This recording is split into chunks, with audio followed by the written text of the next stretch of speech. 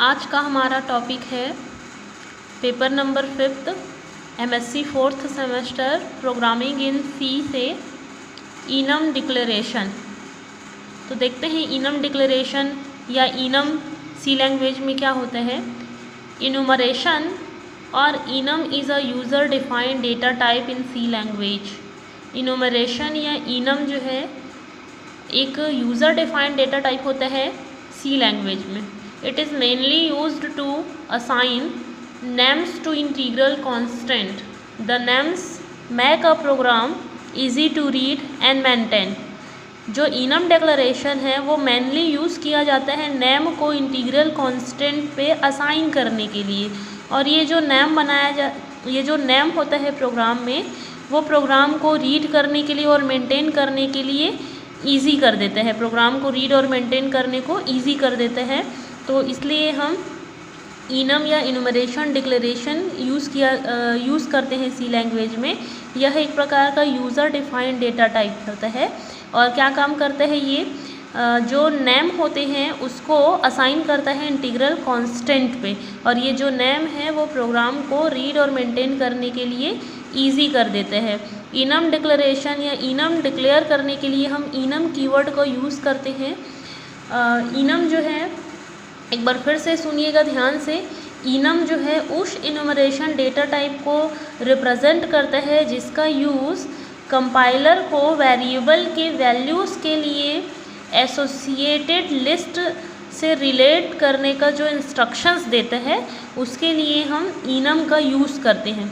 फिर से सुनिएगा, इनम उस इनुमरेशन डेटा टाइप को रिप्रेजेंट करता है जिसका यूज़ कंपाइलर को वेरिएबल के वैल्यूज़ से एसोसिएट किए गए जो लिस्ट होते हैं उनसे रिलेट रखने का इंस्ट्रक्शंस देने के लिए ही इनम कीवर्ड या इनुमरेशन डिक्लेरेशन का यूज़ किया जाता है। एग्जाम्पल के लिए, फॉर एग्ज़ाम्पल, या पहले हम सिंटैक्स देखते हैं कि इनम डिक्लेरेशन या इनम को हम किस प्रकार से डिक्लेयर करते हैं। इनम कीवर्ड के साथ में इनम डिक्लेरेशन को हम डिक्लेयर करेंगे। तो इनम यहाँ पे कीवर्ड है इनम वीक, और वीक करली ब्रैकेट ऑन करके जो वीक के नेम है वनडे, मंडे, ट्यूसडे, इस प्रकार से हम यहाँ पे इस प्रकार से लिख सकते हैं। और लास्ट में यहाँ पे सेमीकोलन लगेगा। या फिर इनम वीक डे, ऐसे भी हम लिख सकते हैं। तो ये जो वीक और डे है यही हमारा क्या है, इनुमरेशन डेटा टाइप होता है। इनम यहाँ पे एक कीवर्ड है और वीक जो है वो इनुमरेशन डेटा टाइप होते हैं। और यहाँ पे फिर उनके संडे, मंडे, ये जो ट्यूसडे, ये सब जो है ये इनुमरेटेड लिस्ट में स्थित वैल्यूज़ हैं। जो मंडे, ट्यूसडे यहाँ पे मैं लिखी हुई हूँ, संडे, मंडे, ट्यूसडे, वीक यहाँ पे इनुमरेशन, इनम यहाँ पे इनुमरेशन है, कीवर्ड है, इनम कीवर्ड है, वीक जो है इनुमरेशन डेटा टाइप है। और ये जो मंडे, ट्यूसडे, संडे ये सब लिखा हुआ है ये क्या है, इनुमरेटेड लिस्ट में स्थित वैल्यूज़ होते हैं। तो इस प्रकार से हम क्या करते हैं, इनम को डिक्लेयर करते हैं। अब एक प्रोग्राम देखते हैं इसका। सबसे पहले हम stdio.h हेडर फाइल इंक्लूड कर दिए हैं। अब यहाँ पे इनम डिक्लेयर कर रहे हैं इनम कीवर्ड के साथ में इनम वीक यहाँ पे इनुमरेटेड डेटा टाइप है।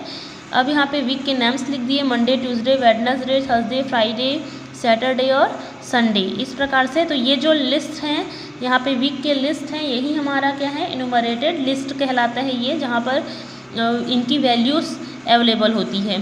फिर मेन फंक्शन ओपन करते हैं। मेन फंक्शन जैसे ही ओपन करें, इंट मेन करली ब्रैकेट ऑन कर दिए, इनम वीक डे।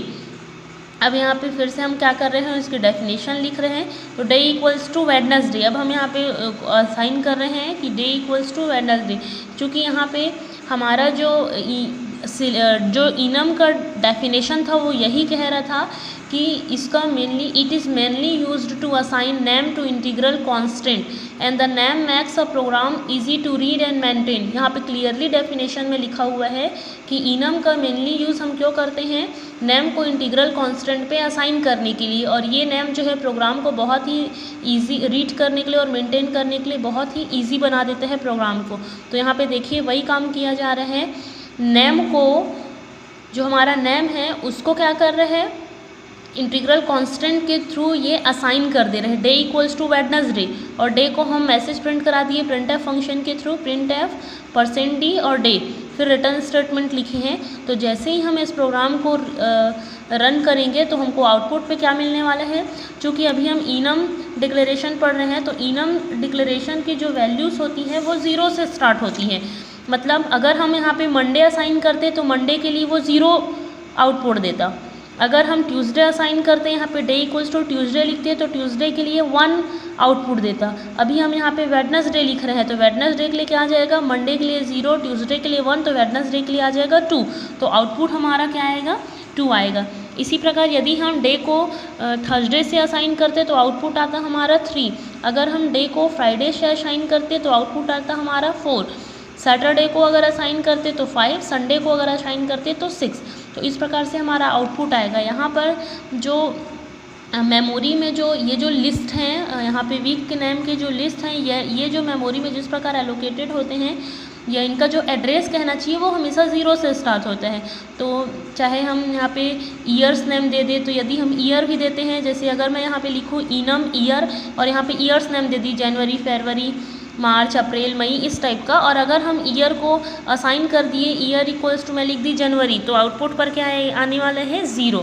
तो इस प्रकार से इनम या इनुमरेशन का यूज़ किया जाता है।